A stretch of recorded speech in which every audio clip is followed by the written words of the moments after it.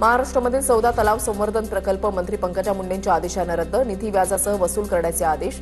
यापैकी 11 प्रकल्पांना एकनाथ शिंदे पर्यावरण मंत्री असताना मान्यता देण्यात आली होती। तसेच ठाकरेंच्या कार्यकाळामध्ये मंजूर झालेल्या 3 प्रकल्पांचा समावेश। बोंधू खरात प्रकरणानंतर महिनाभरानंतर रुपाली चाकणकर ऍक्टिव्ह, नाशिकच्या नांदूरमधील कार्यकर्त्यांसोबत चाकणकरांची बैठक। रिक्षा टॅक्सी चालकांवरील मराठी सक्तीवरून बैठक, 15 ऑगस्टपर्यंत लायसन्स परमिट रद्द होणार नाही। चालकांना मराठी शिकवण्यासाठी सरकारकडून पुस्तिकेचं प्रकाशन होणार। मंत्री लोढांच्या मुंबईतील अनेक बिल्डिंगला इंग्रजी नावं आहेत। केईएम रुग्णालयाचं नाव बदलण्याआधी लोढांनी त्यांच्या ट्रम्प टॉवर्सचं नाव बदलावं। ट्रम्प टॉवर्सला छत्रपती शिवाजी महाराजांचं नाव द्यावं। संजय राऊतांची मंत्री लोढांवर टीका। काँग्रेसमध्ये राहून रिस्क आहे असं वाटत असल्यानं सगळे लोक काँग्रेस सोडतायत। राहुल गांधींचं नेतृत्व काँग्रेस पार्टी भुईसपाट करणार। मंत्री चंद्रशेखर बावनकुळेंची राहुल गांधींवर टीका।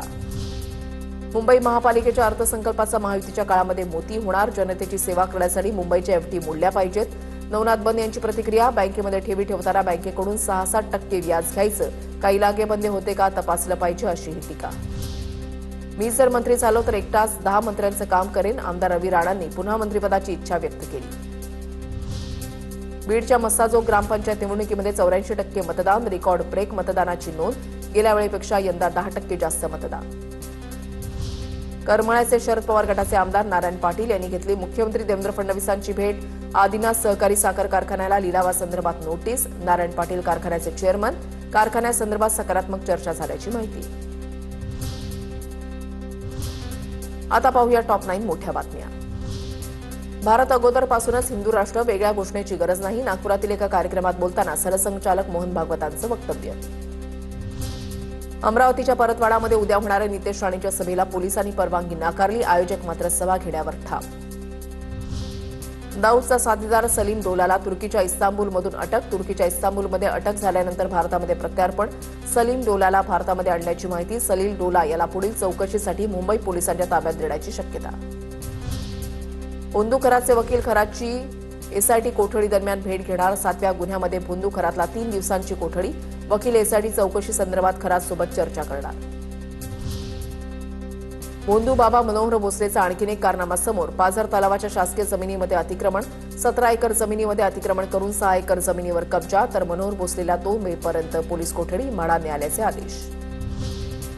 घाटकोपरमधील 2 लहान मुलींवर लैंगिक अत्याचाराची घटना। पीडित कुटुंबाला न्याय मिळवून देण्यासाठी किरीट सोमय्या आक्रमक। पोलीस आयुक्तांच्या आदेशानंतर सोमय्यांचं आंदोलन 14 तासानंतर मागे। कोल्हापुरातल्या शिरोली प्रकरणातील दुसऱ्या आरोपीलाही पोलिसांनी केली अटक। फरार शाहरुखला कराडमधून अटक। मुख्य आरोपी शाहिदला सहकार्य केल्याचा आरोप। नाशिकमधील साधुग्रामसाडी तपोवनात भूसंपादन वेगात सुरू। जमीन मालकांवर अन्याय होऊ देणार नाही, महापौरांची ग्वाही। 283 एकर जमीन संपादनाचं काम सुरू। 94 एकर आधीच अधिग्रहित। प्रस्तावही जिल्हाधिकारी कार्यालयामार्फत राज्य शासनाकडे पाठवला। केईएम हॉस्पिटलच्या नामांतराला प्रशासनाकडूनही हिरवा कंदील। आरोग्य समितीकडे हा प्रस्ताव आल्यानंतर तो मंजूर करून आयुक्तांकडे अभिप्रायाकरता पाठवला गेला।